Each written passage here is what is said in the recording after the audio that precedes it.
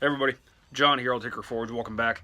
So I'm finally back down here in the workshop getting a chance to do another project video. So what I'm going to be making is one of these spike and rasp buoys. Basically it's a railroad spike forge welded to a piece of Farrier rasp to make the blade. You know, I won't go as far as to say these are my signature blade because it wasn't my idea at all. I got the idea from a Green Beetle video, which I'll put in the description. But they're easily my best-selling item. They attract the most attention at my shows. Good reason. I mean, they look cool. You know, they work well. They cut really well. They're good and strong. So basically, what we're starting with is half of an old two-sided Farriers rasp. These are much thicker than regular rasps, so you can make a much bigger, beefier knife out of it. And we got just a plain old railroad spike. We're going to split that down on the bandsaw about half an inch or so past the end of the point right there. We'll forge a scarf down on the end of this, cut some teeth onto it, beat them together, forge weld them all together, and we'll be good to go. So the sun's in kind of a bad spot right now as far as filming goes, but basically what I've got going on, I've got the piece of rasp I'm going to be using in the fire. I've fluxed it and brought it up to welding heat, and now I'm going to start forging in the scarf. The reason you want to do this at welding heat, because you want to forge weld those teeth closed.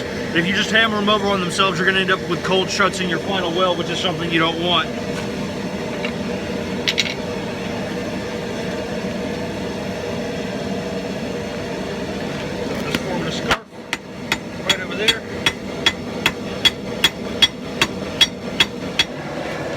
Now that we got our scarf made, chuck this baby up in the vise.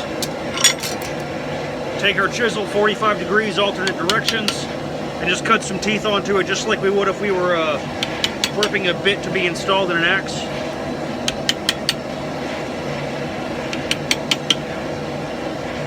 That should do it.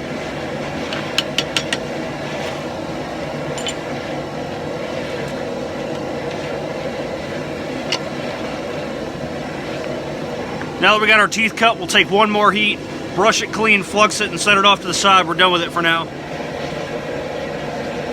We'll chuck our spike up in the vise. And just take a chisel and open up the cut we made with the bandsaw.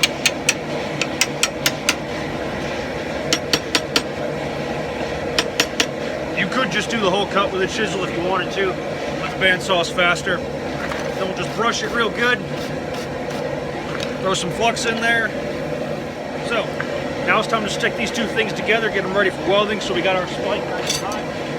We're going to take what's going to become our blade. We're going to sink it to the bottom of the cut, seat those teeth in there until it'll stand on its own. Squeeze this baby shut with a pair of tongs. Throw some more flux on there. And that'll get it to hold long enough to tack. So what I got to do now is pull these things out of the fire carefully so as not to knock them apart. And then go ahead and set that weld and we'll be good to go. So, nice and gentle. There we go. Now it won't go nowhere. So, brush it, flux it back in the fire. And then what we'll do is take some more welding heats and blend all this together until it's good and seamless. So, as you can see, our weld took really well. It's blended in pretty good. It's taken about 4 heats to get it where I like it. If the welds weren't solid, you'd be able to tell because you'd be losing heat around the edges or like towards the points a little quicker, meaning there was space in there.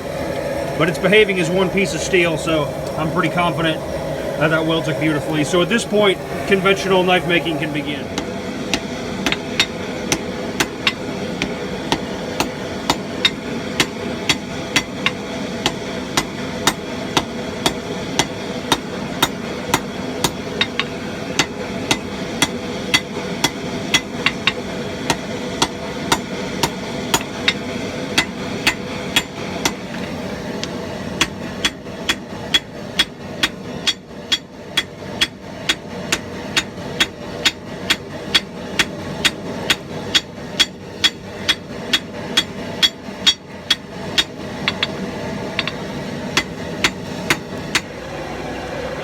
Twist in this thing.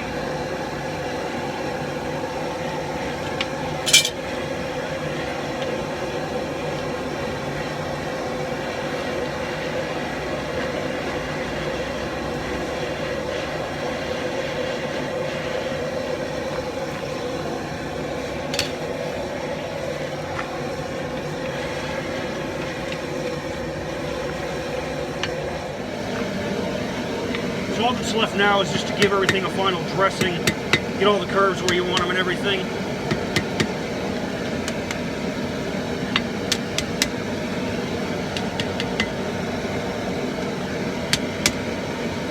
And just take a few heats and straighten everything out. So, here's what we got after normalizing. Now it's time to take it to the grinder, strike in the profile, strike in the bevels, and you want to make sure that none of the teeth from the side of the file are on your cutting edge, so you got to grind a little bit further back than you might normally. But other than that, it's looking pretty good, so we'll take it to the grinder, we'll get this thing ready for heat treat. Also, these old two-sided rasps, more often than not, they're a water quench steel, so we're going to be quenching in water, so I'll leave the edge about 50% thicker than I normally would, and we should be good to go.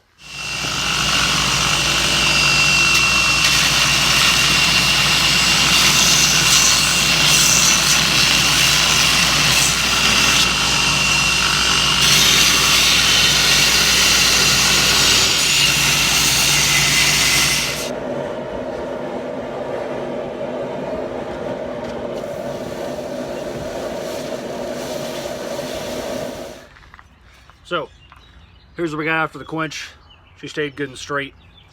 That gray color is a good sign. That means you got fully formed martensite along your edge.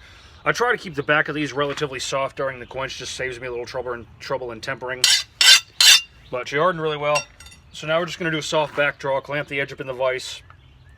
Heat up back here really good to take any stress that the quench might put in the weld. Take that out. Heat the spine up to blue. Temper the edge to a light straw thereabout. And then we'll finish grind this thing and be good to go.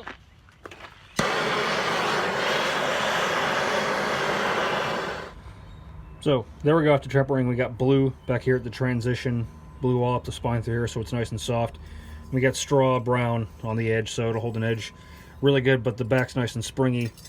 If you're new to the channel and you don't know, I don't like tempering in an oven because if you expose this thing to a uniform heat source, you're going to get a uniform tempering. And I like the back of my blades to be softer to be a little more shock absorbent. And it's just faster. I don't got to sit there and wait for an hour before I can keep going.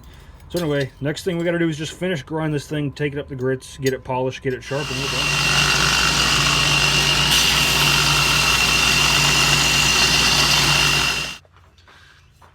Alright folks, I've got this thing taken up to 80 grit, and that's where I'm going to stop. Here's why.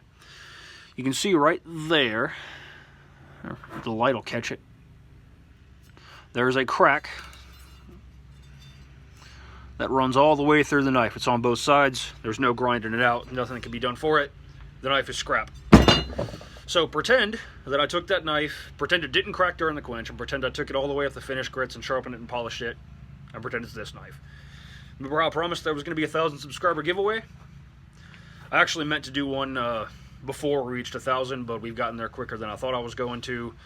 And I've just been busy lately, so anyway, this is basically the same knife. It's actually made of the other half of that rasp I started with, actually, I believe.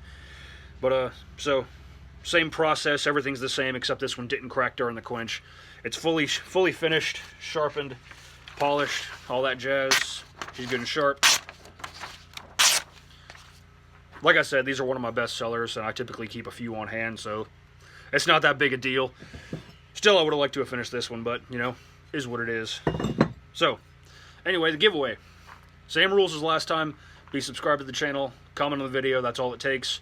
We're going to run it till we get to 1,200. I think I'm at like 1140 or thereabout right now. That should give everybody time to see the video. But, so be subscribed to the channel, comment on the video, you're entered to win. Come the time we get 1,200, I'll throw everybody who commented in a random number generator and we'll pick a winner. And then whoever wins, I'll send you a PayPal invoice for whatever it's going to take to ship this thing to wherever you are. That being said, like I said last time, if you're in the UK, Australia, Canada, or anywhere outside the continental United States, or US in general, strictly speaking, if you're somewhere with ridiculous knife laws where this thing's probably illegal, let me know so I don't accidentally send it over there and the FBI come kick in my door. But anyway, there she is, fully finished, fully sharpened, everything. Pommel's nice and shiny. I honestly like the twist on this one better anyway, so maybe it's better that I'm giving this one away. But thank you all for everything. You know, the channel's over 1,000 subscribers now, and next giveaway is not going to be till 5,000. So stick around, like, share, subscribe, all that jazz. Share the video, let people know to subscribe. Faster we get to 1,200, faster a winner will be picked. So if you want to win, drop a comment, and thanks again.